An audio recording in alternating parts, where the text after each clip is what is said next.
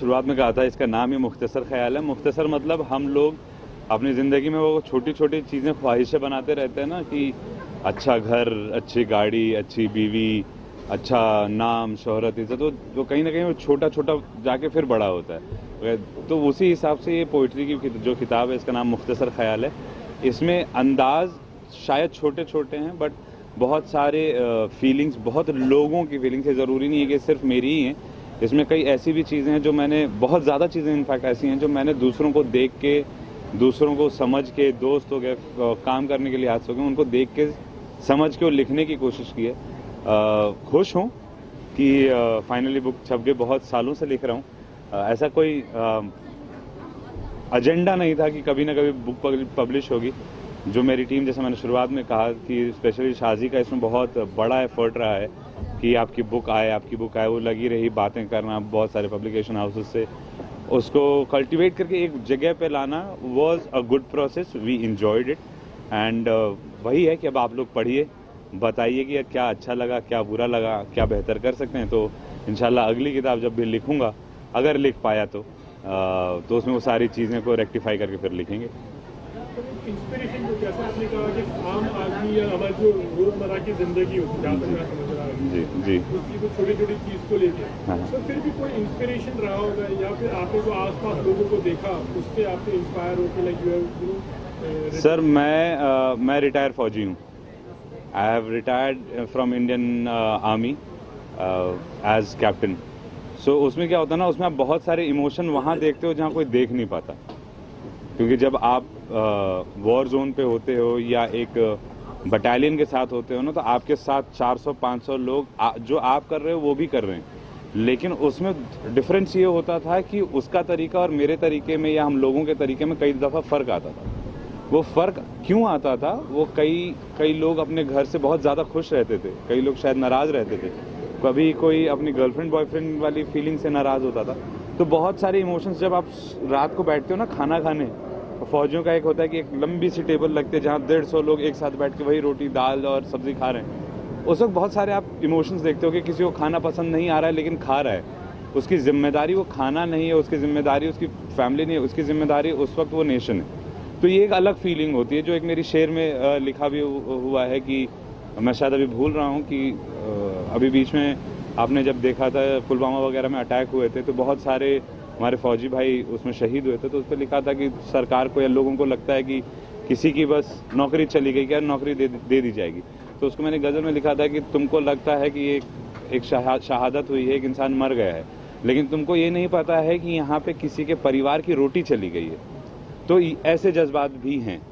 फिर उसमें बहुत सारे फिल्मी तरीके की भी चीज़ें हैं, जैसे मेरे फेवरेट सिंगर हैं रफ़ी साहब, मैंने उनके ऊपर एक गज़ल लिखी हुई है। तो बहुत अलग अलग इमोशंस हैं। मैं हर जगह जहाँ से सीख सकता हूँ सीख के लिखने की कोशिश करिए। तो ये अमैलगमेशन है सर। और इमोशंस आर देयर, मतलब it can be Joy, sadness, सब कुछ है। Yes absolutely. मतलब आप हंसेंगे भी, आप रोएंगे भी, गुस्सा भी आएगा, क्योंकि मैं तंज ज़्यादा लिखता हूँ। जैसे अभी आकांक्षा ने शुरुआत में बताया था कि मेरा एक शेर था कि तुम्हारे दो शब्दों के बीच का मौन हूँ मैं, दोबारा मत पूछना कौन हूँ मैं। तो एक तंज है, अकड़ है, वो फौजी हूँ है, पठान हूँ है, लेकिन हाँ वो हर जगह ज़रूरी नहीं है कि मैं उसको दिखाता फिरूँ।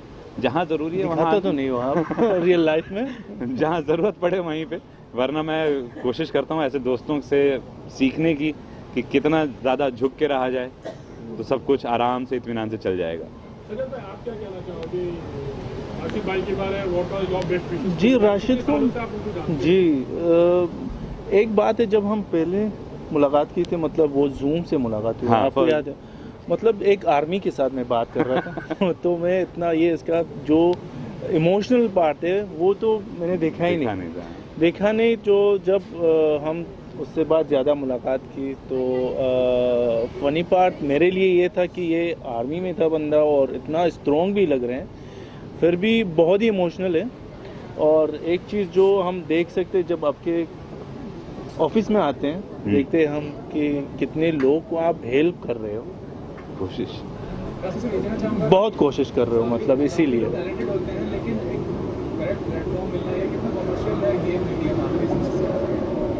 भाई देखो मेरे बाएं साइड में जो बैठा है ना, वो एक बहुत कमर्शियली सक्सेसफुल एक्टर है। तो आप उससे अंदाज़ा लगा सकते हो कि एक कमर्शियली सक्सेसफुल एक्टर जिसकी वो छाप इस इंडस्ट्री में बहुत बहुत स्ट्रांग है, अगर वो इंसान पोइट्री सुनने आया है तो कुछ ना कुछ तो होगा।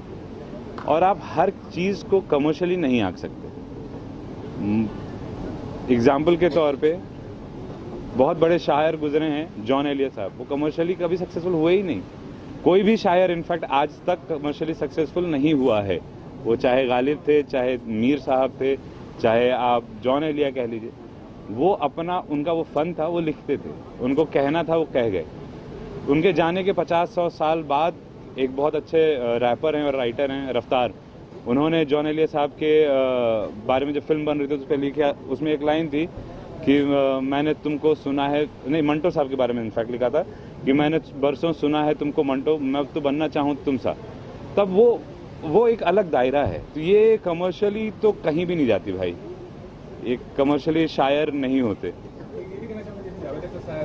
बॉलीवुड से जुड़ा होना वो कितना मायने रखता है, क्योंकि सर्दी एक्टर है और इंडस्ट्री का नाम आना, इंडस्ट्री जुड़ना वो कितना जरूरी होता है अगर पहचान ही बनानी हो, अगर पैसे की बात ना की जाए तो। सर देखिए, ना तो ये कमर्शियल एक्टर है मेरे लिए, ये मेरा दोस्त है। अगर मैं एक्टर को बुलाता तो शायद एटलीस्ट 30 तारीख को तो वो नहीं आता। आई एम 100% श्योर, बिकॉज मैं इस फ्रेटर्निटी में हूँ, तो 30 तारीख को नहीं आता अगर वो एक्टर होता तो। आई एम श्योर वो अपने क्राफ्ट के लिए बहुत अमेजिंग है, लेकिन वो यहाँ पे जिस वजह से है वो दोस्त की वजह से है।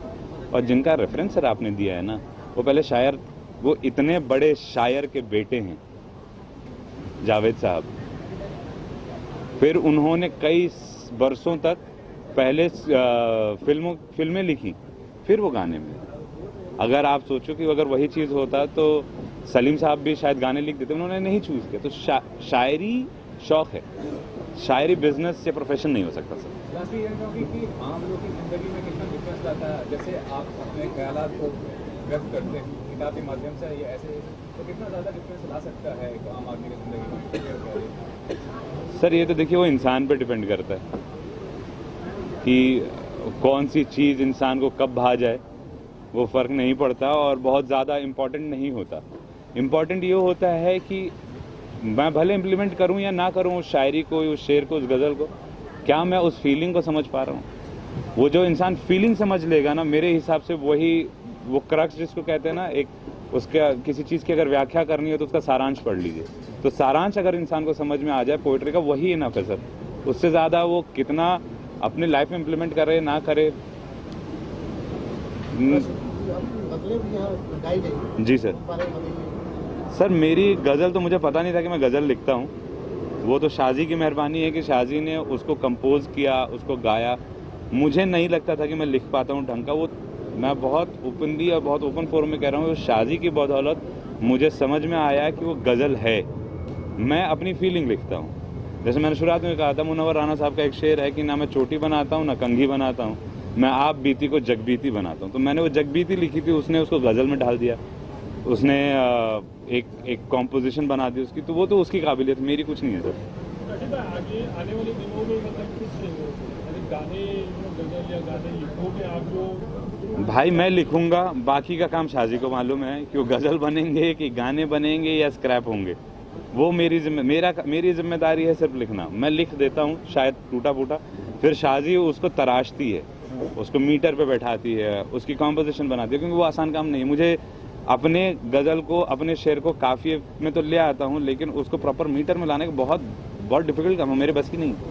तो मुझे पता ही नहीं है कि कौन सा गाना गज़ल बनेगा कि शाजी से पूछ रहे हैं, शाजी प्लान क्या है? जहाँ तक बात है तो वो करने की ज़रूरत नहीं। आपने सुना ही, सबने सुना कि किस तरीके का वो लिखते हैं, तो उसमें कुछ भी हेर फेर करने की कोई कहीं से कहीं तक कुछ ज़रूरत नहीं होती है।